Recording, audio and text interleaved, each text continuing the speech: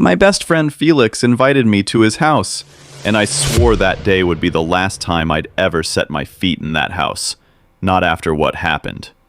When I got there, his big brother opened the door and welcomed me warmly. I also call him Big Bro because we were kind of tight. "Sorry, Felix isn't around," he said. "I sent him on a short errand. Just wait for him, he'll soon be back." I wanted to wait in the living room, but Big Bro was there with his girlfriend, sitting on his lap. They were doing all that lovey-dovey stuff, so I decided to excuse them and went straight to Felix's room. That wasn't my first time in that house, so I already knew my way around. I got to Felix's room and got bored, so I opened his laptop and started a movie. I was barely a few minutes into the movie when I heard something. A noise. At first it wasn't clear, just muffled voices, like an argument. I paused the movie and listened closely. Then, I realized the sound was coming from the living room. I went to check what it was. And the image of the horror I saw in that living room has never left my mind. My body froze. My mouth opened, but no sound came out. My breath grew heavy and harsh. Big Bro's huge hand landed hard on the right side of his girlfriend's face.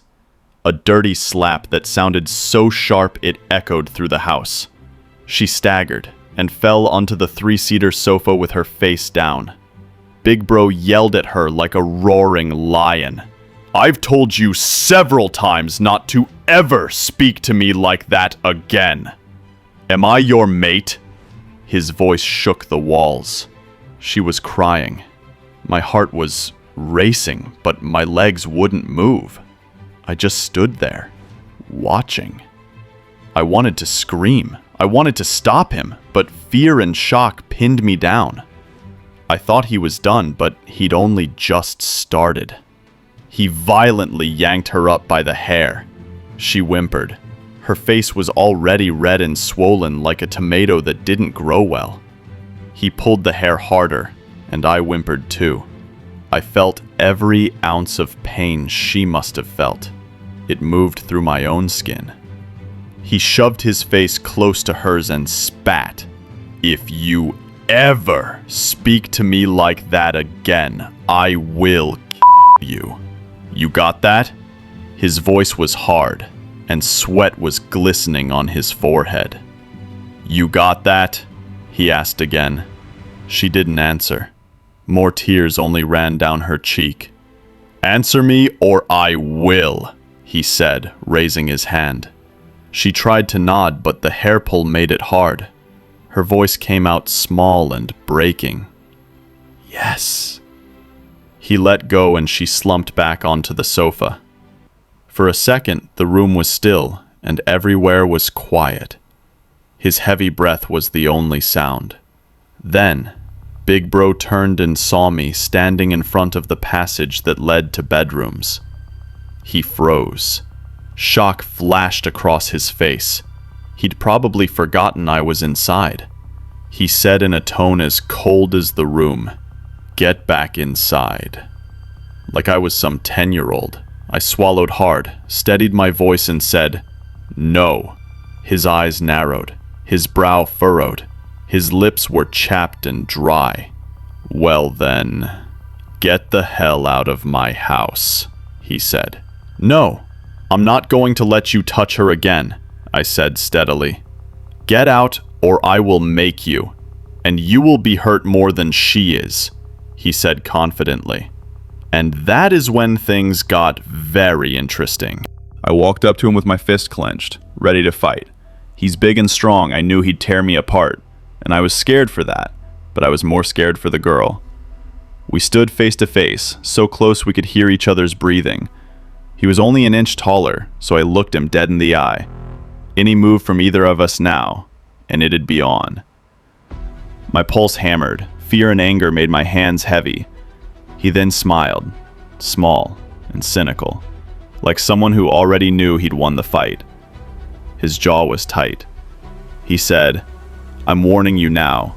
Get out." He sounded as cold as ice. Without taking my eyes off him, No, I said again. As I said that, I knew any moments from he'll strike me, so I started counting down in my head from 5 to 1, hoping I'd strike first by the time I reached 1. I'll give him a quick shove, then a low kick to his groin to knock the wind out of him. 5, 4, 3. I moved back a step to have enough space to kick him. 2. I was set. I was about to drop to 1 when she stood up suddenly, and she did the most shocking thing. She barked at me. "What's your problem? Who called you here? Who? Please, just get lost." I was stunned, dumbfounded. I didn't know how to react. Then, what she did next completely shattered me.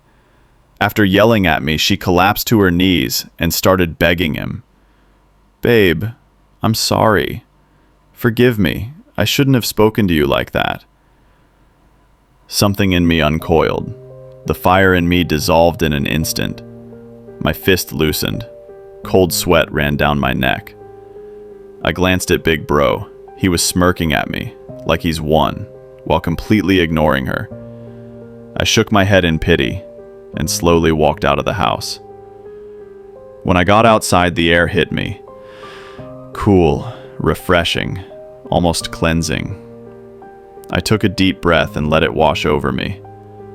That was when I saw Felix walking toward the gate. I told him everything, but he wasn't even surprised. "One time," he said quietly, "Big Bro beat her so badly she almost died. Head injury. 2 months in the hospital. And still, she came back." When he said that, something struck me. Something heavy, painful, and clear. She wasn't staying because she wanted to. She was trapped. It wasn't that she didn't want to leave, she simply couldn't. And that realization scared me, because I have sisters. Someday I'll get married and have daughters. And I have female friends too. And I can't help but think it could be any of them. Any of them could be trapped like that. So it bothers me. It really does. How can I protect them from that kind of pain? Or maybe the better question is, how can you, watching this and every other woman out there, protect yourselves from abusive relationships?